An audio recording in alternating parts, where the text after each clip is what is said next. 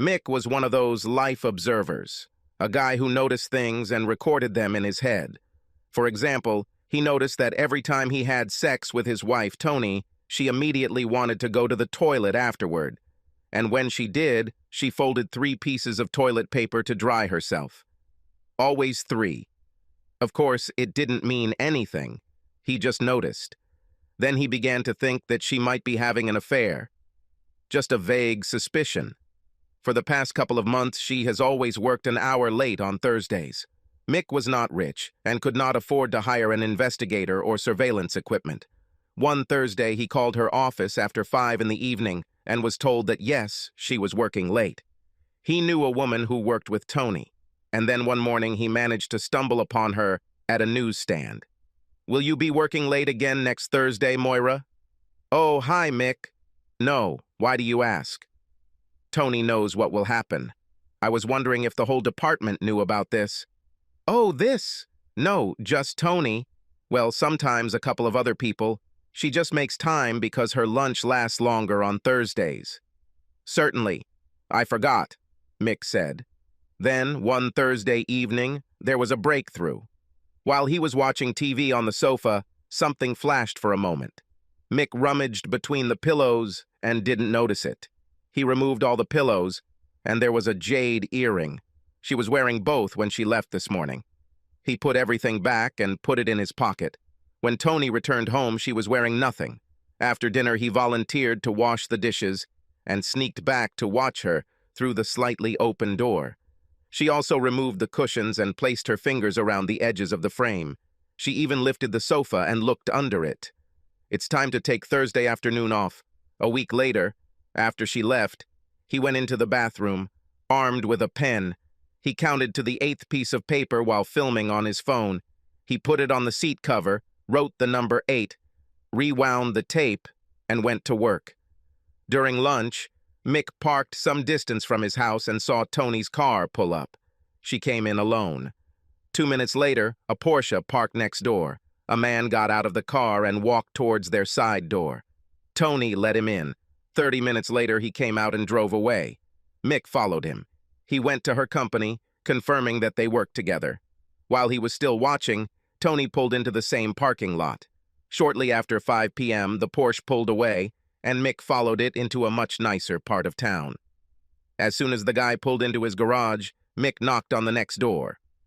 "Sorry to bother you. Is Mr. Appleby at home?" "Mr. Appleby is not here." "Oh, then he must be next door." "I'm afraid not. Mr. Maynard lives next door. You must be on the wrong road." "Oh, sorry to bother you." He got home before Tony, who, of course, was working late. "Don't start any dinner, my love. We're going for a walk." "Really? Where?" "Secret. Now go upstairs and put on your sexiest dress." In the bedroom, he told her to put on stockings, but without a bra. She giggled but agreed with the secret. When she was done with her makeup, she said that she needed to go to the toilet. "Certainly. I will go with you. I want to show you something." She sat down on the toilet, and Mick said, "There's a number 8 written on one of the pieces of paper. Guess how far back that goes." "What?" "Just guess." "How many sheets are there until the 8th? "Okay, 6. She tore 3 pieces off the roll and folded them to wipe herself off. The number 8 was clearly visible after another 2 inches. "Okay, I was wrong," she said. At the front door, she said, "I'm gonna need a coat. It's cold in here, especially without a bra. It is not necessary. It will be hot where I'm taking you, and the car will warm up soon." They set off. Mick drove them to Maynard's house, watching her carefully the whole way. Not a hint of discomfort. Obviously, she had never been here before. They pulled into his driveway, and Mick got out. "Then let's go. This is where the party will be." Tony came out too. "Before we go in, I need to show you 2 things. Then hurry up, I'm freezing. I'm sending a short video to your phone." She looked at the screen and frowned. "What is this?" she asked. "This is me writing the number 8 on a roll of toilet paper. Notice the time is 7:30, after you left for work. I write this on the 8th piece of paper. But when you turned around to pick up your 3, there was a 2 at the end. So you came home during your usual long Thursday lunch break. I didn't do it? Your lover parked his Porsche next door. She gasped. You always want to pee after sex, Tony, and you dry yourself with 3 folded pieces of cloth. That's how number 8 moved towards the end of the throw. Never mind. We'll discuss this when we get home.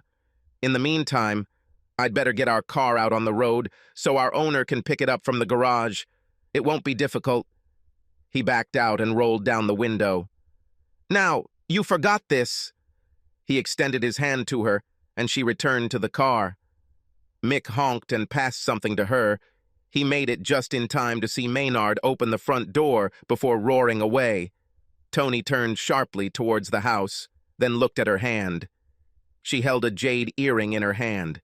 Subscribe to our channel so that your second chaff doesn't cheat on you, and go ahead and listen to the next story, because this story is nothing compared to the next one. If you're under 18, don't even think about listening to the next one.